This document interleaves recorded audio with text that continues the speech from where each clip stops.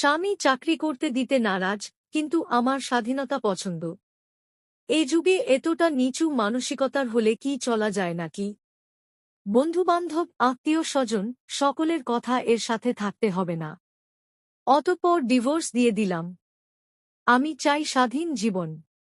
এখন আমি চাকরি করি, তবে আজকাল অফিসের বসের আমার শরীর লাগবে, রোজই বিরক্ত করে।